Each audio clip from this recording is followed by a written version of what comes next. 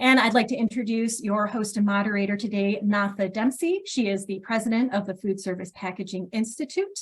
Natha is going to give us an introduction of who FPI is, what they do, and then she's also going to guide us through today's webinar and moderate any questions and answers. Natha, go ahead.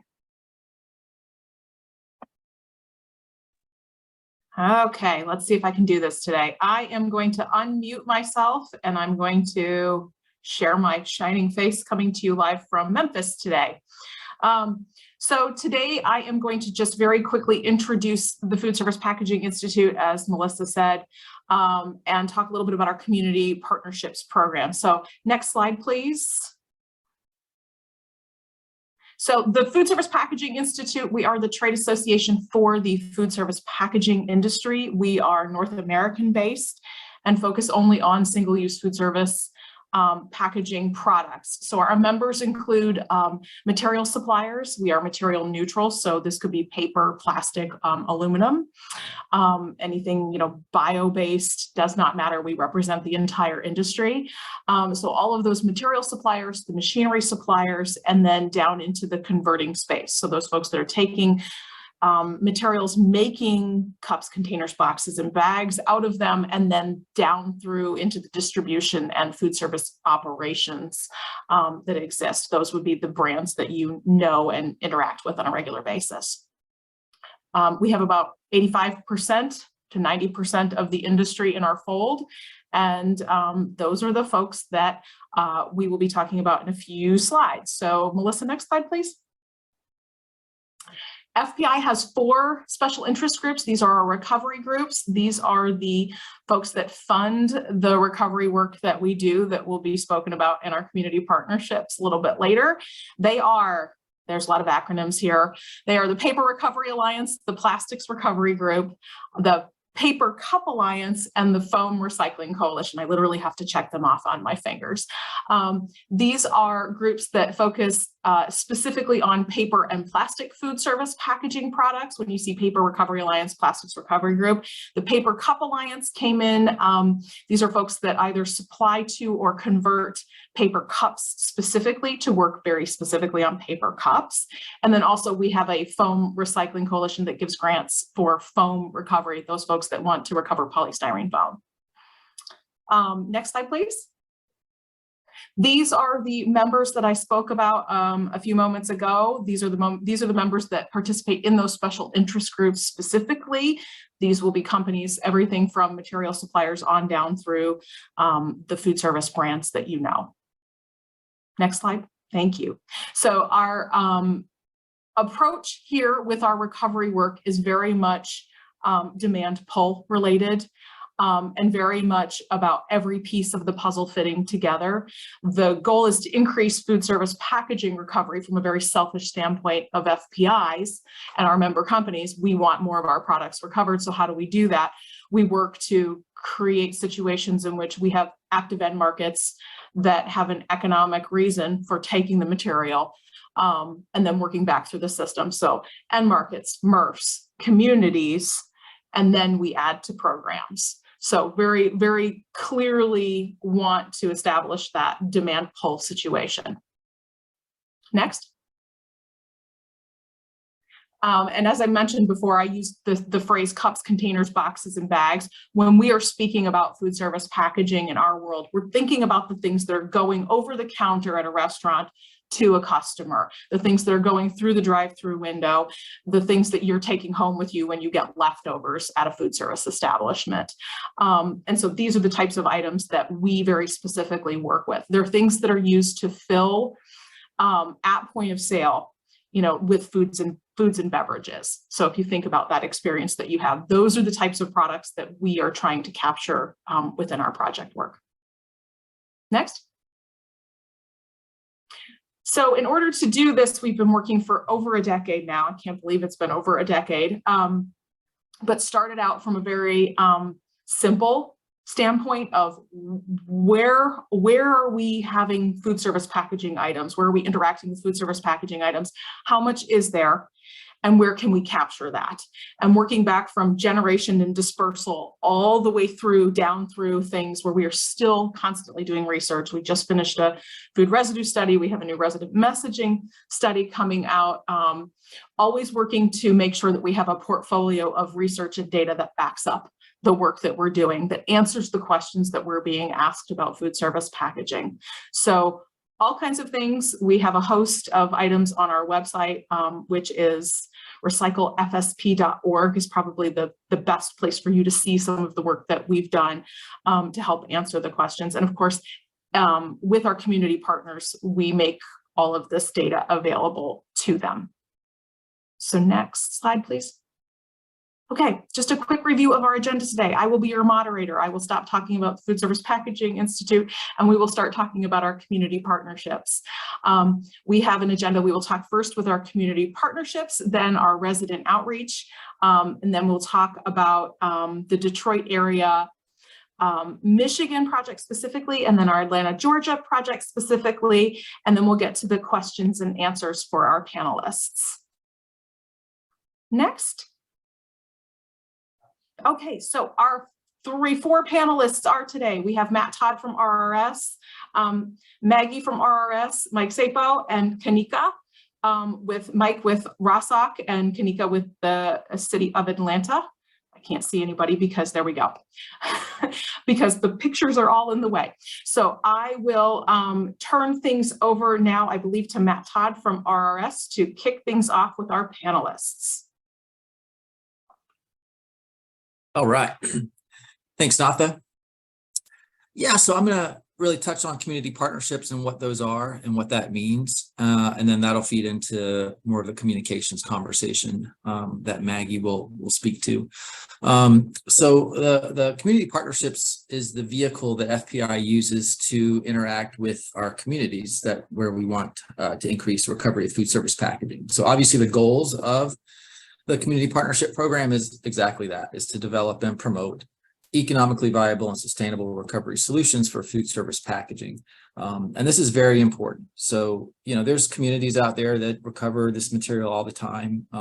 There's some, but the ones that we work with, we really do partner, and it's a multi-year partnership, and we really want to make sure things are done right. And we sort of run through all of the, opportunities for success, and then share that out, just like we're doing today, to the industry. We'll go to the next slide. So, I mentioned the community partners it's an intentional opportunity to work with communities. And we really have to make sure all of these boxes are checked before we work in any particular market. We obviously want the MRF buy-in, both on the operations side and the end market side. Sometimes there's a hauler in there, so the hauler might actually own the relationship with the community. So we need to make sure the hauler's on board, with the curbside collection that they're doing. And then obviously the community buy-in. So we need, the operations folks, the communications and planning folks on board with that. And then with all of this work, our community insurances. So we work through trade associations, FPI being one of them, AFMPA being another, that sort of thing. So folks that have a stake, ISRI, that have a stake in the recycling marketplace. And then obviously, last but not least, is the end market buy-in. So we want to make sure whether that material, whether it's a paper cup or whether it's a polypropylene container or whatever it is, that there's that market pathway for recovery where we're working. We'll go to the next slide. And here's just a quick overview of that marketplace. So this is paper cups. So you've probably heard a lot recently about the ability to recycle paper cups, and that can either be done in a mixed paper bale or into a polycoat bale. And here are the mills that we have partnered with that are accepting that material. There's, we're constantly working on improving this or expanding this, but, we started off with 4 mills back in 2017, and now we're up to 34. So we're making progress in the marketplace. Let's go to the next slide. And this is more of a snapshot of the plastics marketplace. So you can see here, all of the various resins and things like that, but the, homes for this material, whether it's a polypropylene or polystyrene and PET, both thermoforms only and PET bottles with thermoforms included. So you guys can refer back to this on the recording if you want to take a closer look at this slide. We'll go to the next slide. And as far as our partnerships, we've been working at this since 2017, and we've got, we're actually in Memphis today for a kickoff tomorrow. And you can see we're up to 21 or 22 communities now that we partnered with. And then this fall, there's been a lot, this spring, there's been a lot of work. You can see on the right side of this slide. We've got either these communities that had either just kicked off. We just kicked off Dallas last week, Tulsa the week before, or early in May. We've got Memphis tomorrow. Milwaukee and Chicago #2 are happening later this summer. And then we're making some progress in the Carolinas as well. We'll go to the next slide. So again, the partnerships, like I mentioned earlier, there was those initial sort of, we need to make sure all these things are in place for a partnership to be real. And then this is actually where the rubber hits the road here as far as the partnership between FPI and the community. So these are all the things that we do. Contracting, essentially we pull together an MOU, a memorandum of understanding.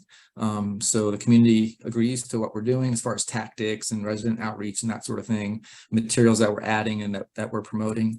And in most cases there is there's a grant dollars available for outreach. So we agree on what that budget looks like and how it's going to be spent. And then we make sure we're all clear on the operations plan, communications plan. Usually the initial point of kickoff, we have a big our media event in the community. And then throughout all that, there's measurement and benchmarking, both on the operations side as well as on the resident outreach side. And we'll go to the next slide. And as far as, within the partnership environment, what does FPI provide? You saw that big chart earlier that Natha reviewed. A lot of what has been developed through the years is a lot of information and research data on everything food service packaging related. We can help with technical assistance, operational questions at the MRF, support with end market dialogues, making those connections as needed to smooth out the actual movement of material. And on the resident messaging side, looking at communications planning, developing educational materials, which you'll see in just a little bit for residents, and working in partnership that way to get the message out to the curbside network. And then we'll go to the next slide. And again, as far as, again, this is a partnership. So what are we looking at? We're looking for from the communities, again, that point of contact for operations, for communications, any kind of in-kind assistance as far as, what are you already doing to communicate to your residents? Can we piggyback on that to get the message out and to do some of the work that we're doing? Sharing the contacts, connections, so we can have a smooth rollout, and then assistance on the back end with some data collection. So understanding, how this is impacting material through the MRF, if you guys are doing characterization studies and that sort of thing. So just getting data from the communities and see how that our material is impacting the system.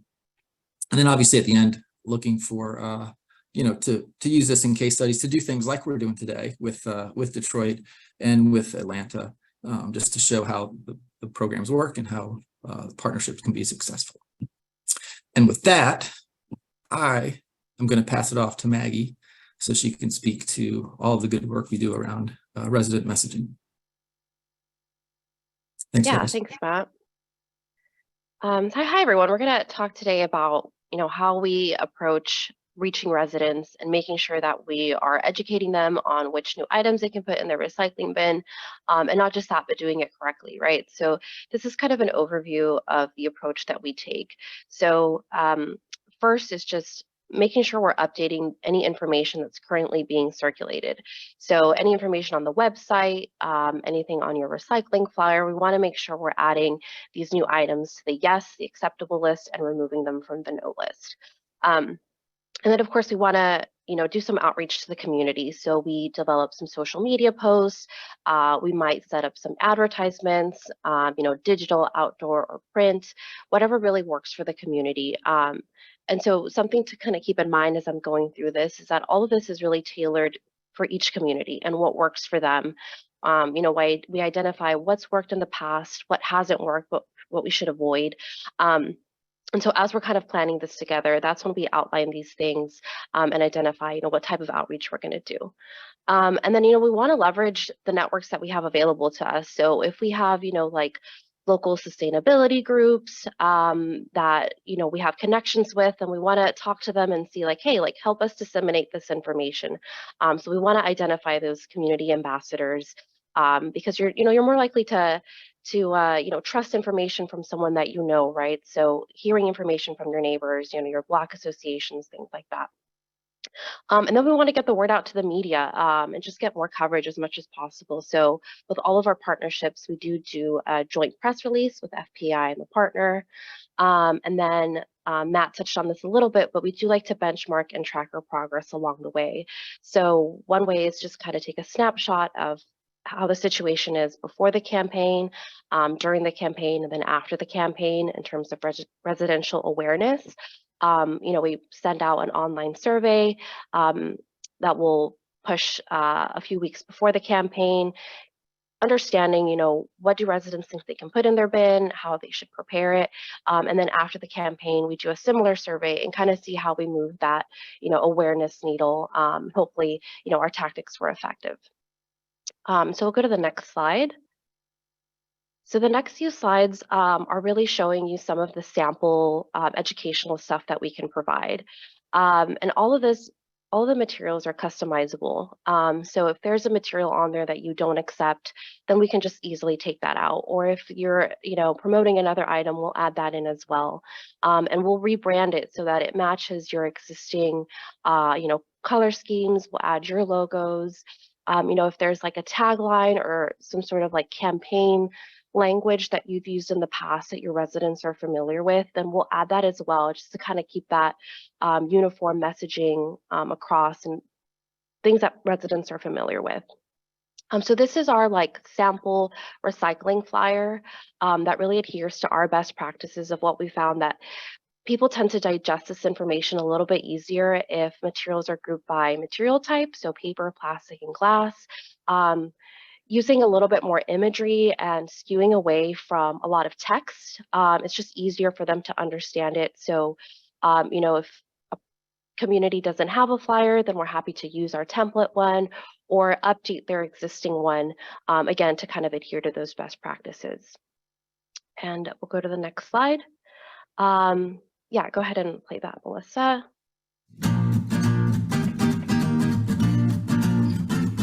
You can now recycle even more. Next time you enjoy a takeout meal at home, recycle your pizza boxes, cups, and containers. Items should be clean and empty. Please drain all liquid and get rid of any leftover food before recycling.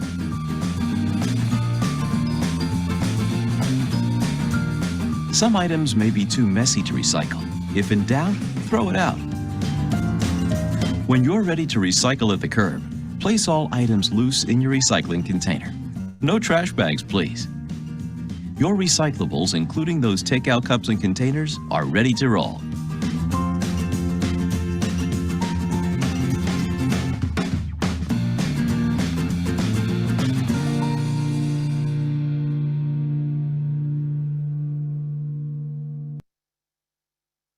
Thanks.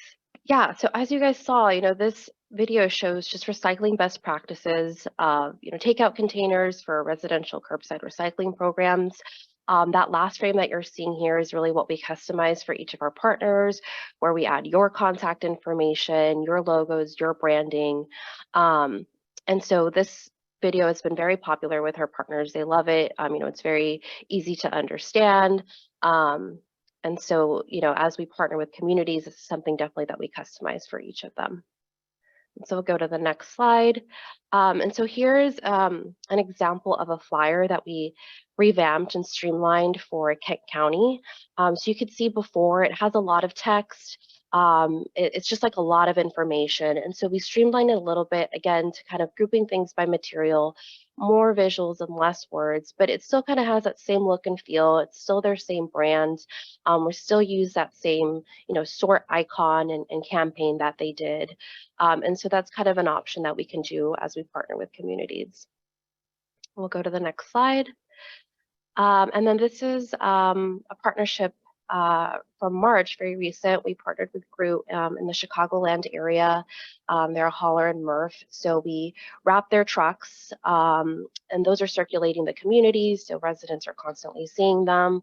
We created this website banner for them, letting people know that paper cups were now accepted in their recycling bins. We did a Spotify ad, so that visual at the bottom left is the visual that we used for that, kind of really showing, recycling is worthwhile and your paper cups are turned into other products. And then Melissa, if you could play that GIF. Groot had a lot of Spanish speaking customers, and so we wanted to make sure that we reached as many people as possible. So some of the graphics that we created for them, we translated them into Spanish.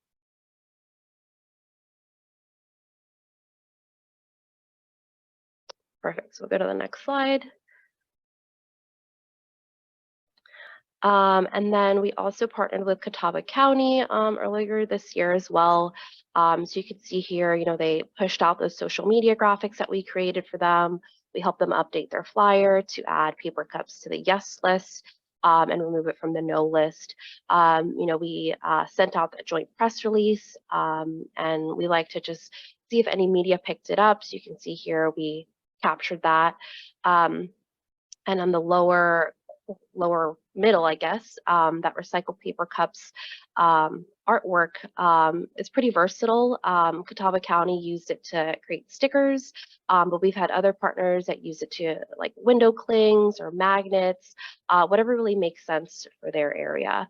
And then the picture here is our contact Ariel at the kickoff event. They had like an Earth Day festival, and so she was promoting the campaign that we did and having some of these stickers and flyers printed out for people to take. We'll go to the next slide. So we partnered here with Tulsa in Oklahoma. And so they wanted us to create an infographic for them on recycling food service packaging. So a little different direction, but it definitely worked. Like I said, we customized our tactics for each partner and they loved it. They have it on their website now. They shared it with their municipal customers. We did some digital ads for them as well. We did that same GIF. We actually also translated to Spanish for them as well. And then our contact Robert ended up doing a TV interview talking about the campaign and having that graphic in the background. So there's a picture there. And then you can see here, we translated that last social media graphic into Spanish. So a lot of these graphics, you can see they're very similar, but they're rebranded for each of our partners so that as residents see them, they're familiar with it. Like with Tulsa, they have this Mr. Murph character, and so we incorporated that into all of the graphics. We'll go to the next slide. So typically our campaigns run for 2 months. We ask our partners to push out all the language, all the messaging. We run those ads. But we know that changing habits really requires repetition and reinforcement. So 6 to 9 months after the original campaign launch, we'll do a refresh, or we pretty much just ask our partners to recirculate those same graphics. And maybe we'll just update the language a little bit, like, hey, remember that paper cups, are accepted in your recycling bin or things like that. And then that's when we'll push that post-campaign survey and see if we've changed people's habits and made them a little bit more aware about what can go in their recycling bin. And we'll go to the next slide. And then here are just a few success stories from some of our first partnerships, looking at the statistics of like before and after, both for the MRF and then communications and engagement. So these are our first partnerships that we did in Chattanooga, Louisville, and DC. So as you can see here, contamination decreased in all of the MRFs. At the same time, recovery of fiber increased. And then we also look at, how much website traffic did we get during the campaign? Did cart or bin requests go up? And how did that kind of compare to before the campaign? What did social media engagement look like for the posts that we created? And if we've created that video for them that I showed, how many views did it get? What were the impressions that our ads got? So you can see here, all of our tactics were super successful. We had a lot of engagement. And like I said, contamination decreased while increasing recovery. And we'll go to the next slide. And so even if you're not a partner with us, a lot of the information and resources that we have is available on our website. So we have like informational sheets on paper and plastic food service packaging and recycling that. We also have a resident education kit that has a downloadable gallery of images of food service packaging items. So if you want to like add that to your existing flyer, you can. We have all of our, research and studies that we've done in terms of like best practices for communicating with residents. That's on our website. I think it's on the next slide, actually. Sorry about that. So we have our survey results and our best practices, and that all of that is available now. And I think that's my last slide. So just kind of a brief overview of kind of like our approach with comms, but like I said, everything is tailored to each partner. So thank you. And with that, I will pass it on to Mike. Thanks, Maggie. Hopefully everybody can hear me. So let me tell you a little bit about the authority so you kind of understand the context of our relationship with FPI and how we took advantage of the program that they offer. We're a municipal solid waste authority in Oakland County, Michigan, representing 9 communities. About 74,000 households receive curbside service. We also have 2 drop-off centers located in our communities.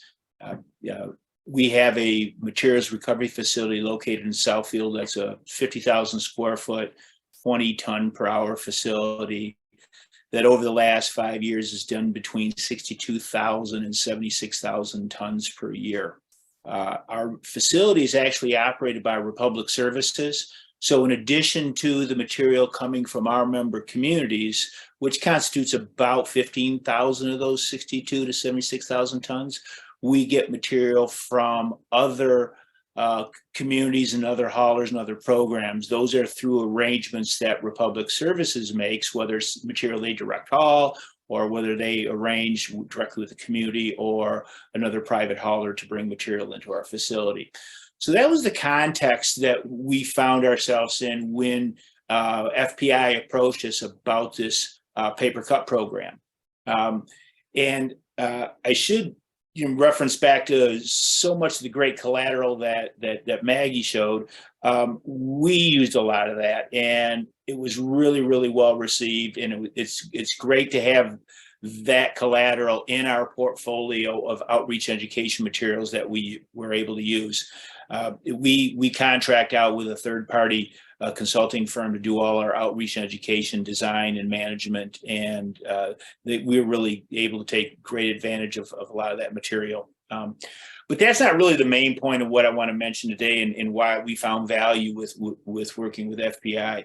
When FPI first approached us, we approached our operator, Republic Services. They have a contract that specifies what they will take from our communities and what they will process.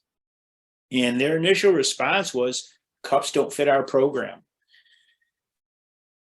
And honestly, I wasn't getting anywhere with trying to change that conversation. And I found that Matt and his colleagues through FPI were able to facilitate a dialogue between our MRF operator and our end market mills that we just simply couldn't bring about. And that's really what needed to happen. Is we needed to have, as Matt showed in his slides, the buy-in all across that supply chain. And as much as we may want to recycle paper cups, for example, because we know our residents have them, and we were in fact getting them and having to treat them as residue, we weren't able to really move the needle on getting Republic Services or the mills that they were sending material to overtly agree to allow us to begin advertising paper cups as being part of the program. Slowly but surely, through the conversations that Matt was able to put together, we found Republic Services going from, well, they don't fit our program, to kind of being agnostic about whether or not we advertise paper cups to being supportive.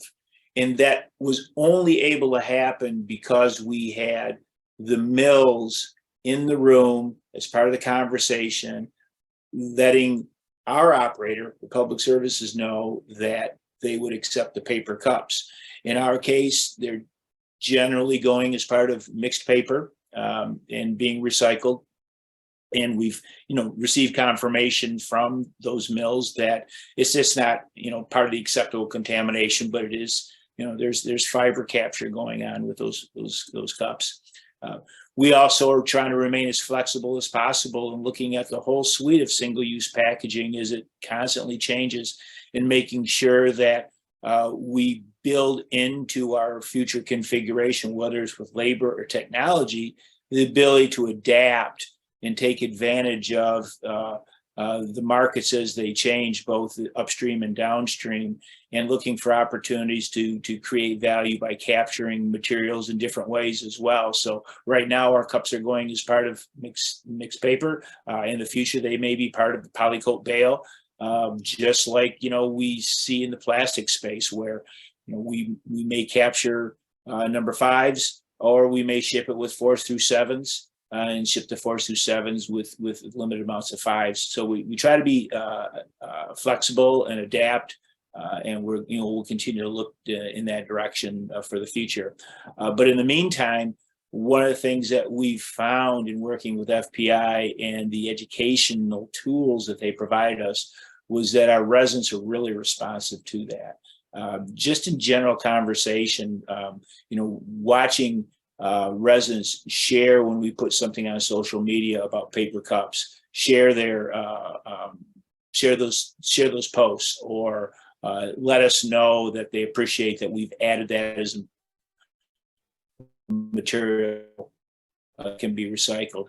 And I'm sure many of you in the audience have seen that in the past, where you've got residents that want to recycle certain things, and there are some built-in impediments to getting those things into the supply chain and back in the circular economy. And I was just really pleased that FPI was able to help us overcome a lot of those impediments and get that into the supply chain.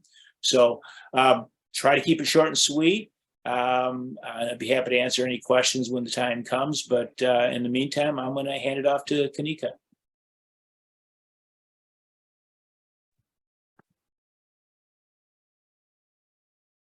So good afternoon, everyone. I'm going to talk a little bit about our partnership in Atlanta, Georgia. Just a little bit about the city of Atlanta.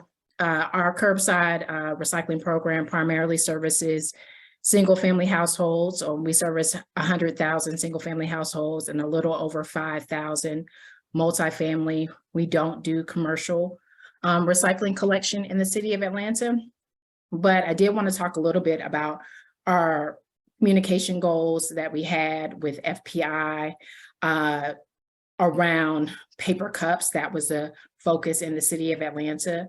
And so we wanted to let residents know that paper cups are now able to be recycled in your curbside recycling cart. We put some communication measures in place. We use the Recollect widget on our website, which is atlantagA.gov/recycling. So we want to increase what people search for on the Waste Wizard, including paper cups. We also wanted to increase the web traffic on our recycling page.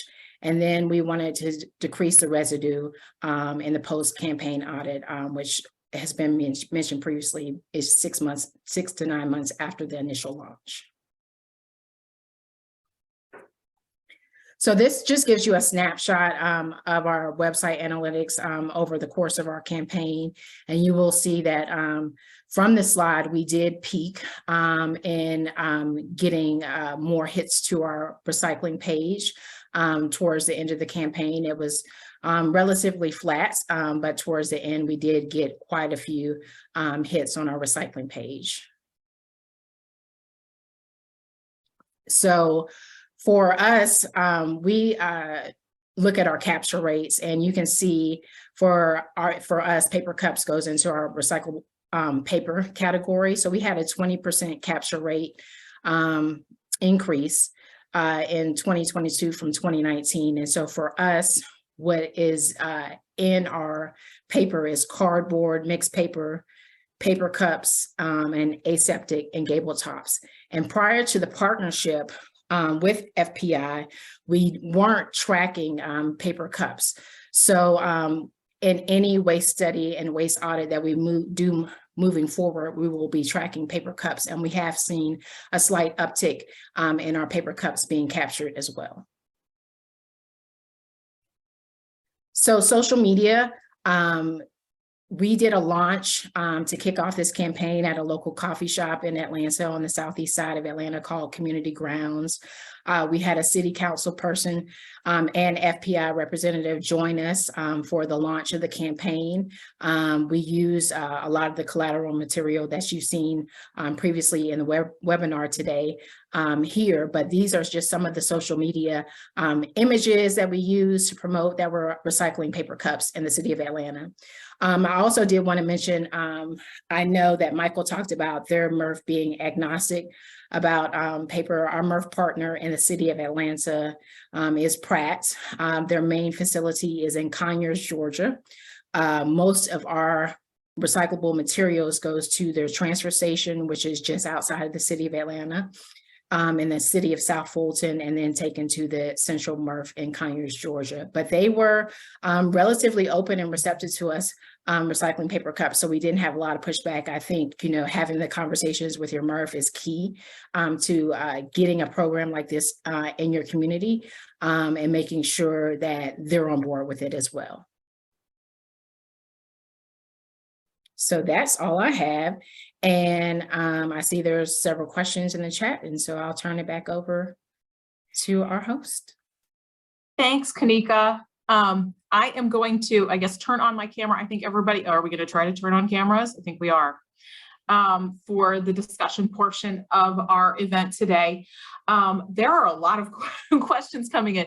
I'm going to try to get as many as possible. I've already, I'm technically challenged, so please bear with me. I'm working to suggest that we will answer some of these live as they've come in. I think Kanika kind of opened the door. Matt, can I have you maybe start this conversation and talk about, because Kanika just mentioned their relationship and speaking with the MRFs.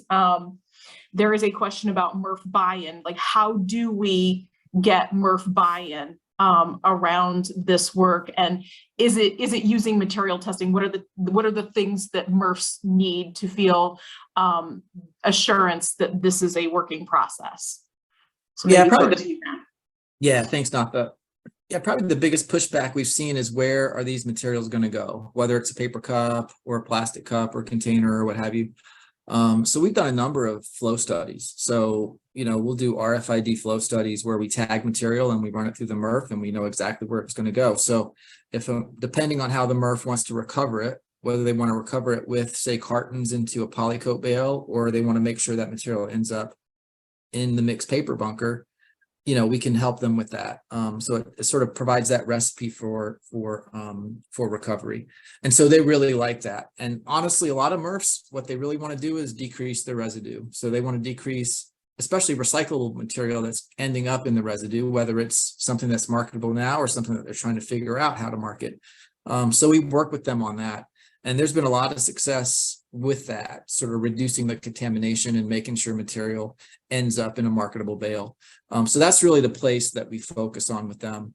You know, like Mike said, you know, sometimes you have to get over that hump on the MRF side of the marketplace. So they need those market assurances that paper cups are going to be okay. And they're, you know, if they're going to put it into a mixed paper bale, that they're at least a percentage of the mills that they sell to are going to be okay with that, or a, you know, critical mass of mills. And that's what we work towards. So there, you saw our mill map that we've got now. We're always talking to other facilities. It's not like, oh, my mill's not on the map, so I can't participate. It's like, no, let's talk to the mill that you use and help them figure out if they can pulp up paper cups or not. It's not rocket science. So there's lots of places we can insert ourselves, but that's what we're here to do. We're here to help the industry move towards increased recovery. And a lot of times MRFs really are interested in that because that's what their business is. So it's an easy conversation to have. Yeah. I am going to actually answer a question myself very quickly here, and it's probably because of the setup that I did. There was a question in the chat, in the Q&A, sorry, Q&A. Please, if you have questions, put your questions in the Q&A. How do you work with in-store customers was the question. Do you set up collection from, say, a coffee shop? And one of the things that I apparently didn't clarify is that our program is primarily focused on residential curbside at this point in time. The reason being is when we looked at the generation and dispersal of food service packaging, the majority of it is ending up at the home. So the best place for us to capture the majority of the material is going to be through the home, which is why we've been working with curbside programs and working through, communities, MRFs and mills or reclaimers. So that is why that is that way. And do we find the programs at odds with complementary, do we find them at odds or complementary to reusable cups? It's complementary in my very selfish opinion. And again, I say this very biased, working for the food service packaging industry. We want to solve for everything. We don't want materials going to landfill. We want people to, it's a free and open marketplace. We want customers to be able to choose the materials, the packaging in which they take their products home or dine in. So that's the answer to that question. I have a question here about data, and this might be a Maggie Matt question. And obviously Kanika and Mike, you guys can weigh in as well. How is data collected, compiled, and shared? Because through the partnerships, as communities share data with us, how is it collected, compiled, shared, both from the FPI side as well as the community side, maybe? Yeah, I'll start there. So data, how it's shared. So typically on the MRF side, so a lot of MRFs already, they'll do composition studies. A lot of times part of the contract with the community is that they do, twice yearly composition studies, that sort of thing. So we'll tie into that. In some cases where that's not a part of their program, or we want to get sort of pre-program data, we'll go in and do a one-day sort of snapshot MRF audit. Just so we can get that baseline before we start doing the community outreach. And then we'll do a similar thing, or we'll, again, tie into one of their, if they have an existing audit, later on in the year, we'll look at that data as well. So that's sort of on the MRF side, how we do that. In some cases, we'll also work with the paper mill. So you mentioned, where there is sort of cut carton going together, and it's not like a mixed paper bale, it's more cut carton.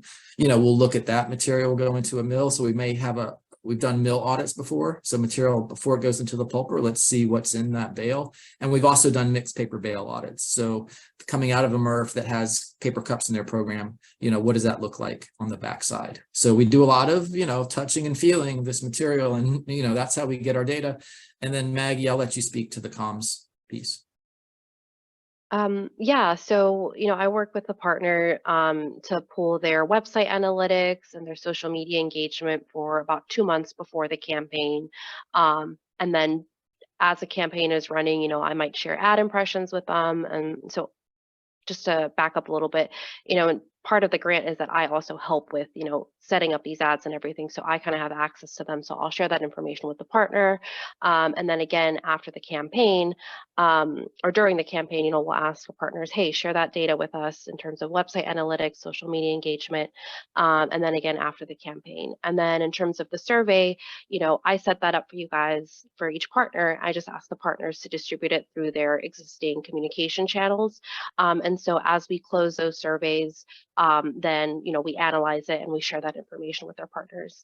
And then in terms of any research or data studies, things that we've done, that's already available on the website. So that's available to access now. I might piggyback on what Kanika had mentioned earlier too.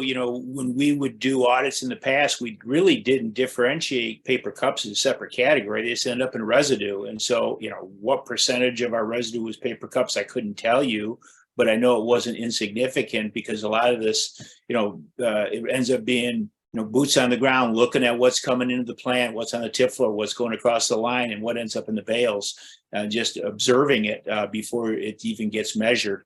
And, we certainly had a lot of materials that would end up in residue because we they weren't part of the program, even though they could get recycled. Because as you well know, people want to recycle stuff, and they'll if they think it's recyclable, it's going in your cart, whether you're ready for it or not. And so this program has allowed us to transition those cups out of the residue and into the value stream. And so we will then, like Kanika said, integrate into future analyses. Now, how many paper cups are we getting when, if we do an audit, we're going to be looking at that. And of course, we continue to look at these things subjectively every day, out there in the plant, looking at what's going across the line and what are the guys and the men and women that are out there working, what are they having to touch and move around. Yeah. And I'll just add one more thing. We did, as you saw, did the waste characterization study, but we also did a composition study too. And so, like I said, moving forward, we'll be making sure that when we look at our paper composition, that paper cups are a part of that composition. So we'll know exactly how much is in our recycling carts, how much is going into the garbage, because we do a capture rate study. So we're trying to see what is still going in the garbage as opposed to what's still going into our recycling carts. Yeah. So a question for Kanika and Mike around contamination, because contamination, food service packaging, are you seeing, and I know both of you sort of answered this already in your conversations earlier, but are you seeing an increase in contamination based on food service packaging materials being in your stream? Is it contributing are you seeing more food residue?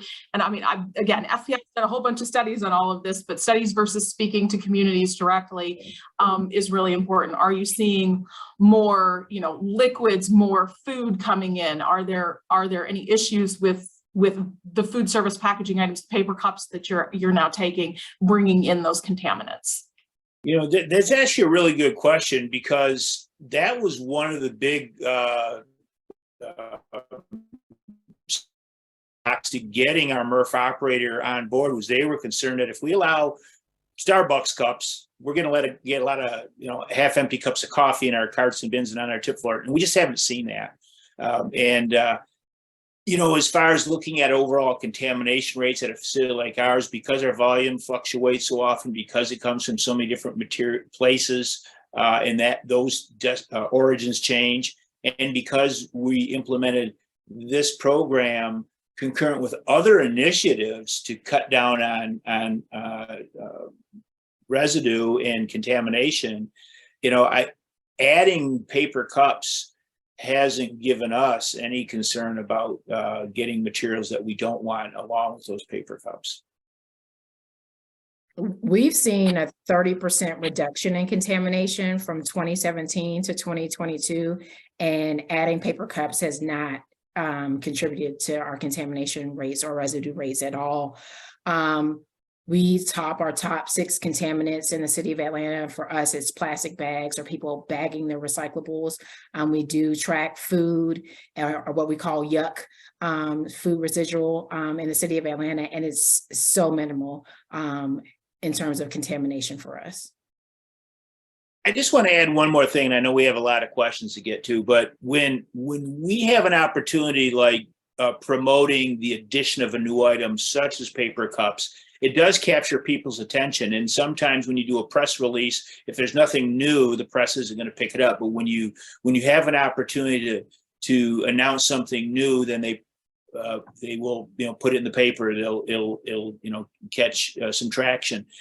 That then represents an opportunity to convey those other messages that we want, like don't bag your recyclables, or hey, here's our recycling directory. If you have a question, use that. So we found that this went well beyond just paper cups. It really gave us an opportunity to get some attention to our programs writ large, and it's an excuse for the local weekly paper to print another article about recycling because there's something new, quote unquote.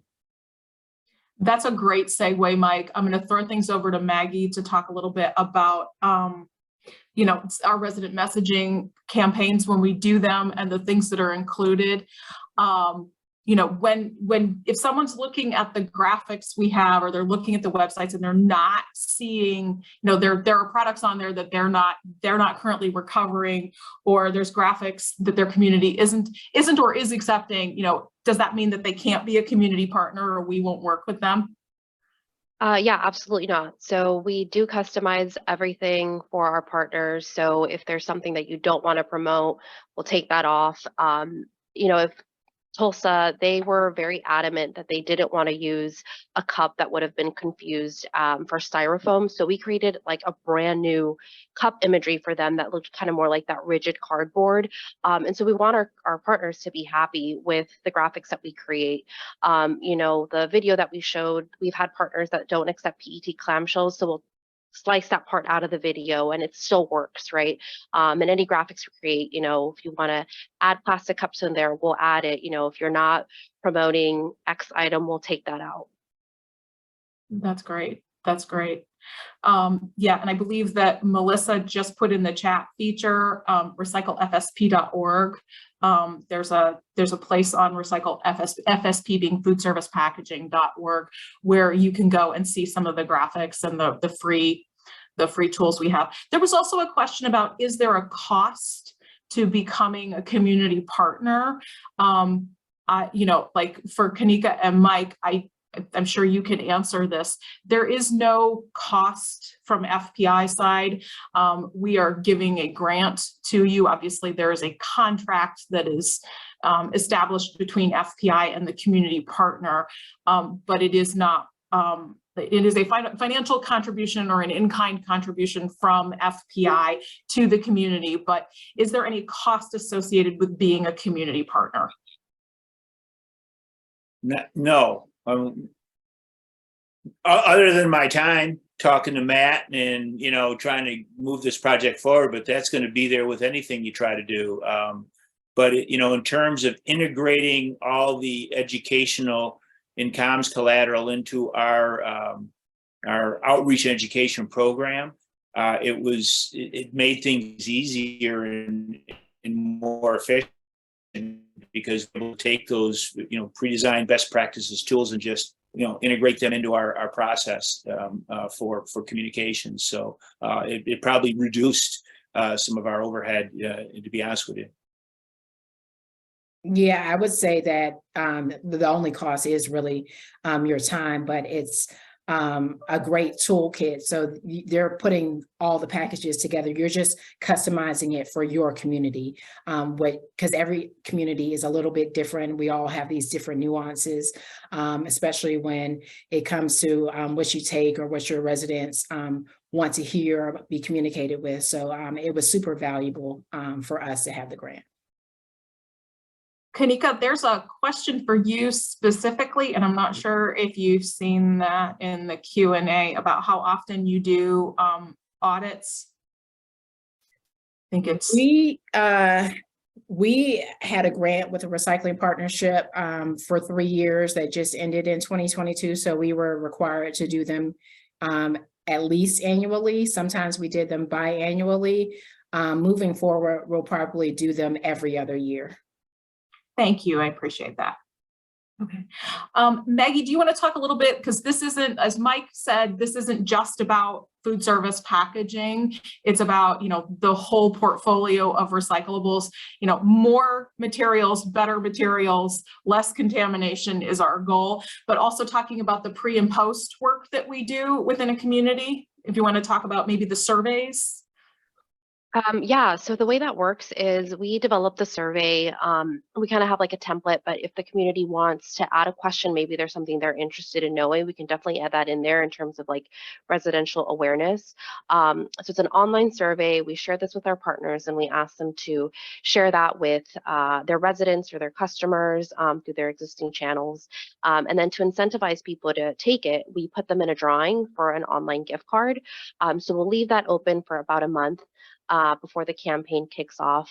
Usually the day before I close it, and we run that campaign for 2 months. And in the meantime, I'm pulling that data and analyzing it, distributing those gift cards to the winners, and sharing that information with our partner. And then when we launch that refresh campaign, we'll do something again very similar. We'll create the survey, we'll share that link with the partner will distribute it. Again, there will be that incentive to be placed in a drawing for an online gift card.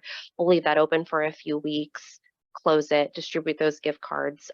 We'll analyze the results, share them with you. And again, if you want to add any questions in there for your own benefit or knowledge, we're happy to do that. Great, thanks, Maggie. It looks like we have just a few minutes left here. I'm going to ask one final question of all of our panelists. If you are sitting here on the line, on the webinar, and are considering becoming a community partner, from the perspective of our panelists, what's the one thing that you want those people who are on the fence to know about becoming a community partner? Like, what's the one thing you would say to them to push them over the edge? Do it. I would say I was super skeptical in the beginning. I'm like, what is this? And but it was so helpful to our community to have this partnership and then bring it to like something else that our community could recycle. So it really is a partnership. It's not more work on you. So just do it. I'd echo what Kanika said. Just do it. And the thing that really struck me was the ability that FPI had to curate and catalyze a dialogue amongst all the stakeholders. I was not anywhere close to being able to do that, and FPI was able to make that happen. And that was really what pushed us over the edge in terms of being able to do this, was knowing that we had a partner out there that was making everybody in that materials management chain get on board with this. Matt, Maggie, anything to add there? Yeah, I would just say that we're ready to support you. If you've got questions, we can answer, we can talk through hurdles, figure out where the issues are. I mean, that's what we're here for. There's lots of communities out there that are, have added paper cups and are doing PET thermoforms and polypropylene cups without our help. So that's fine too. The Rumpke Marketplace in Ohio, San Francisco, Seattle, Boston, New York City, places that we're not involved. So you could absolutely do it on your own, but we want to help. We want you to help. We want you to be successful. So. That's great. That's great. And of course, obviously, from my standpoint, we are here to help. And, we are here to answer tough questions, not shying away from them. I know there are a number of very specific questions in the chat, and there are also some questions I would like to follow up with. And I think the RRS team can also help me. The FPI team here can help me as well. Because there are always questions about food service packaging items. I see there's questions about napkins and paper towels and pizza boxes in the chat, and I will follow up on those. So I really appreciate all of your time. I think recyclefsp.org for anyone who's looking for more information, and please don't hesitate to reach out using the email below. So thank you all, and thank you all to our panelists for your time today as well. We appreciate you.